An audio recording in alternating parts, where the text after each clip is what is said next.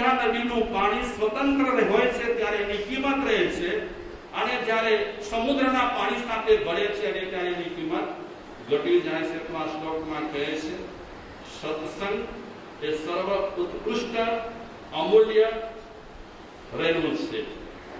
શ્રીમદજી કહે છે કે આ જગતમાં સર્વોત્કૃષ્ટ સાધન હોય, સર્વ ઉત્કૃષ્ટ સાધન હોય તો સત્સંગ રહેલું છે. ઉત્કૃષ્ટમાં ઉત્કૃષ્ટ સાધન બતાવ્યું સત્સંગ. કુસંગ છે એ ચેપી રોગ છે. ઘણા વિચારકો એમ કહે છે કે કુસંગ છે એ ટીબી કરતા ખરાબ છે.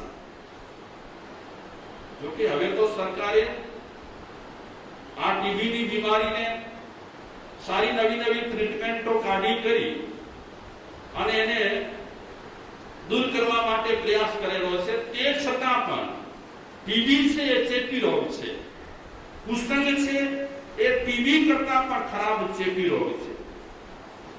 ટીબી ના સકંજામાં કોઈ માણસ આવી ગયો હોય અને ટીબી નો ભોગ બન્યો હોય તો કદાચ એ જાજુ જીવે નહીં ને મરી જાય.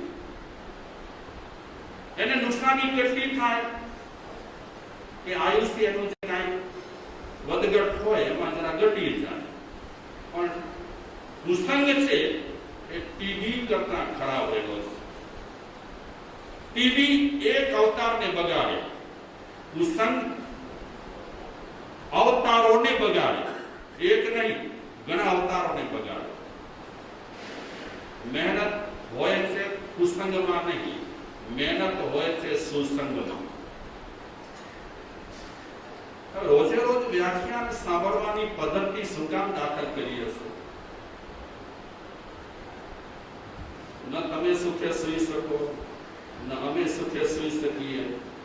આ વ્યાખ્યાન જેવી જો ઝંઝટ ન હોય તો તમે બિંદાસ રીતે ધંધા બંધામાં વ્યવસ્થિત ધ્યાન દઈ શકો છે ને. આ ઝંઝટ છે ને મોટામાં મોટી. હા અનિલભાઈ, ઝંઝટ છે, બહુ ઝંઝટ છે. દોડાદોડી કરવી પડે, જલ્દી ઘરના કામ આટોપવા પડે. રસ હોય સત્સંગમાં તો, પ્રવચનમાં રસ હોય તો, અને રસ ન હોય તો ઠીક છે.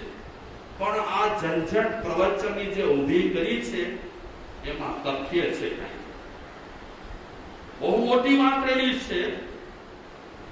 નાની સાધુ વંડામાં આપ સૌ બોલતા હશો, પ્રભાતે ઉઠી ઉત્તમ પ્રાણી, સુણો સાધુનું વ્યાખ્યાન રે પ્રાણી. સવારના ઉઠી ચાની વાત ન કરી, નાસ્તાની વાત ન કરી. આ મારા સાહેબ શું લખે છે, શું કાવ્ય બનાવે છે. આપણી તો ફિકર જ નથી કરતા, આપણી તો ચિંતા જ નથી કરતા. બસ તમે સવારે ઉઠી કરી અને સીધે સીધું પેલા તમે સાધુનું વ્યાખ્યાન સાંભળો. આ શું રીત રહેલી છે? આપણે સંસારી લોકો રહેલા છીએ. સવારના પોરમાં મોડા ઉઠવાનું હોય, પછી નાવાનું હોય, પછી ધોવાનું હોય, પછી પેપર વાંચવાના હોય, પછી બે ચાર માણસોને ફોન કરવાના હોય અગત્યના. અને એ ફોન કરતા કરતા વ્યાખ્યાન જો ન હોય તો આપણે નિરાંતે બધું કરી શકીએ. આ ઝંઝટ સવારના પોરમાં શું કામ ઊભી કરી? મજા હોય, તમને મજા ને અમને મજા. વ્યાખ્યાન ન હોય તો. પણ આ વર્ષોથી પ્રણાલિકા ચાલી આવે છે કે કેવળ જૈન સમાજમાં જ પ્રવચનની પ્રથા છે એવું નથી. સમગ્ર સમાજોમાં અને સમગ્ર ધર્મોમાં આ એક પ્રણાલિકા વર્ષોથી ચાલી આવે છે. હિન્દુ હોય, મુસ્લિમ હોય, ક્રિશ્ચિયન હોય, પારસી હોય કે જૈન હોય કે બૌદ્ધ હોય, બધા ધર્મોમાં આ પ્રણાલિકા છે. કઈ પ્રણાલિકા? સાંભળો. શું સાંભળો? હા ઉમેશભાઈ, પ્રવચન સાંભળો, સત્સંગ સાંભળો. આ પ્રવચન અને સત્સંગ સાંભળવાથી આપણને ફાયદા થાય. એ શ્રવણનો જ્યારે બોલ આવશે સાંભળવાનો ત્યારે આપણે ચર્ચા કરીશું.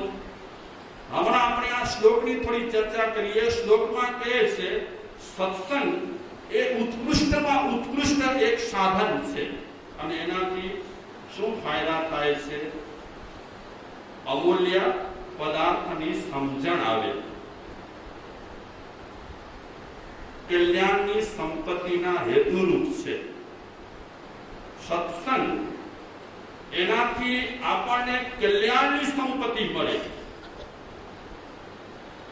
આ સંપત્તિ છે તો ઘર ચલાવવા માટે છે, બીજી સંપત્તિ જોઈશે તો કરીને.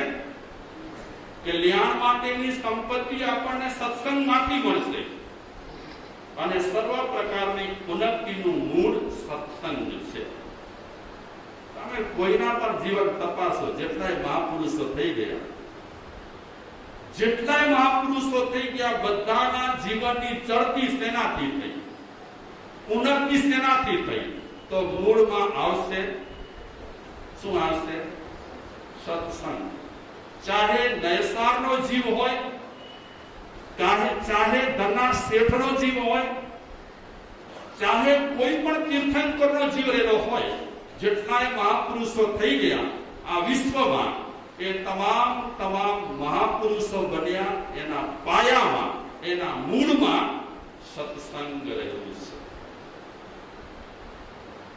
એક વિચારક કહે છે, સત્સંગથી શું ફાયદા થાય છે એનું તમે ચિંતન કરજો, અને કુસંગથી શું નુકસાની થાય છે એનું પણ ચિંતન કરજો.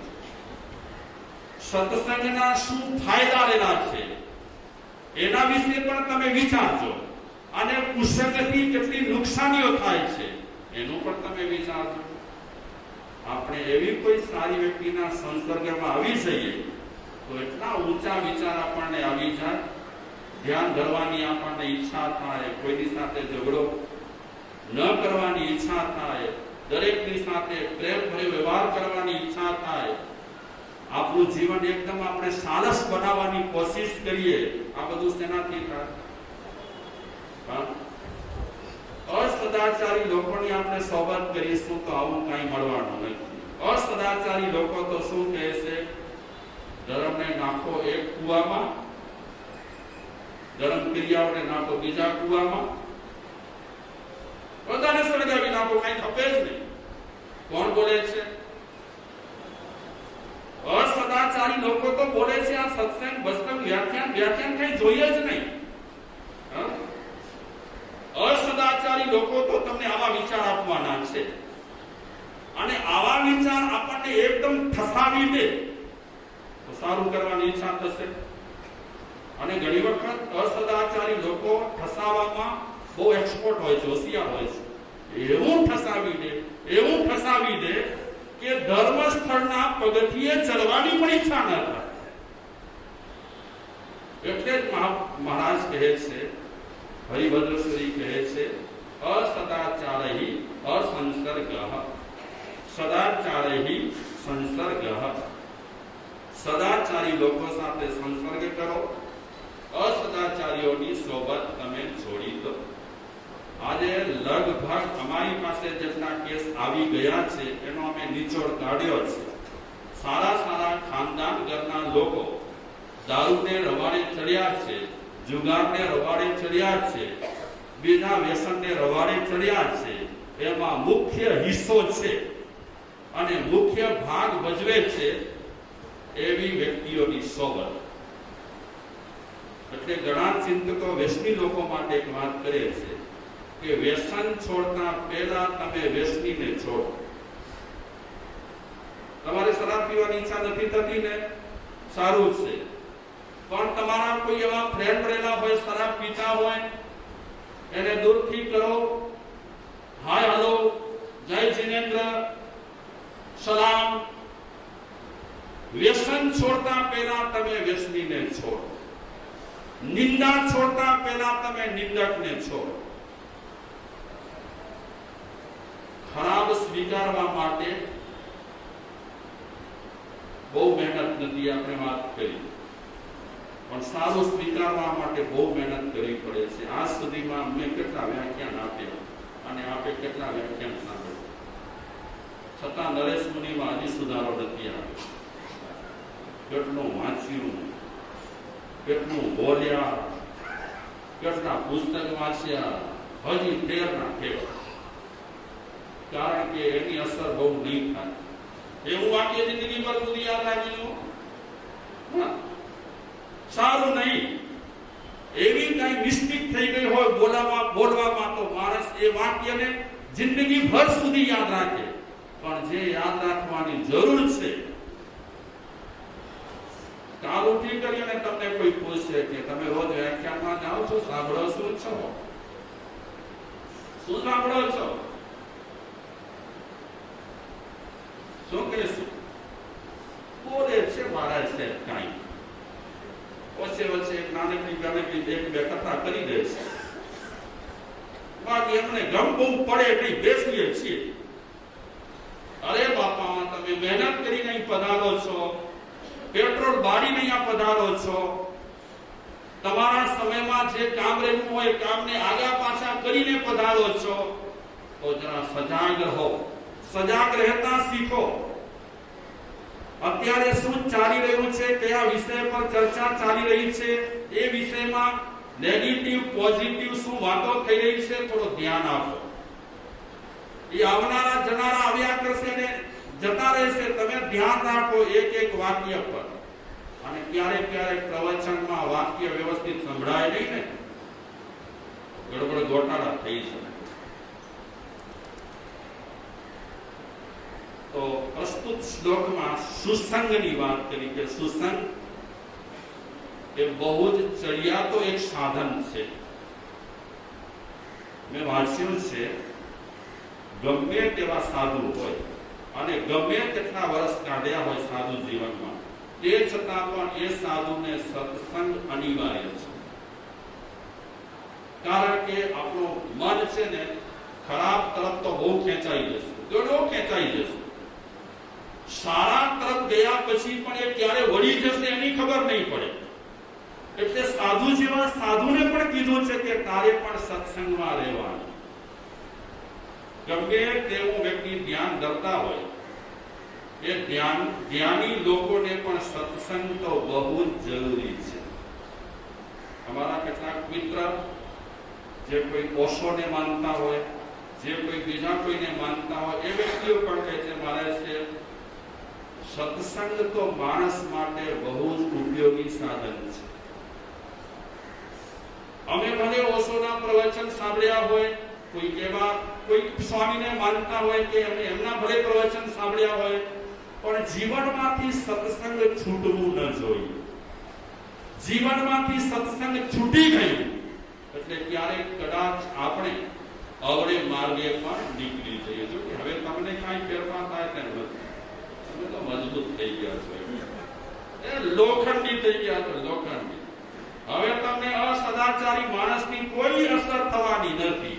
તે છતાં પણ તમે છોડી દો એક વખત આ બધી પ્રવૃત્તિઓ, પછી અખતરો કરો અને એવા વ્યક્તિ સાથે વસો, અસર થયા વગર નહીં રહે. વર્ષોથી તમે સત્સંગની મહેનત કરી હોય અને થોડા સમય માટે તમે એ વ્યક્તિના સંસર્ગમાં આવી જાઓ, ખરાબ વ્યક્તિના સંસર્ગમાં આવી જાઓ, આ બધું જે તે સાંભળેલું હોય શું થઈ જાય? ખરાબની અસર જલ્દી, સારાની અસર જલ્દી ન થાય. સામાયિક માધો ઉમેશભાઈ, ન થાય અસર. મારે છે તમારા સ્વપ્ન પૂરા થશે. અમારે હવે પૈસાના સ્વપ્ન રાખવા જ નથી. અમારો તો એક સ્વપ્ન છે, સમાજ સેવાના કામ કરો. ભલે તમે માનવતાના કામ કરો, પણ તમે જૈન ધર્મને માનો છો તો જૈન ધર્મની પ્રાથમિક જે વસ્તુ રહેલી છે એ તો તમારામાં હોવી જોઈએ.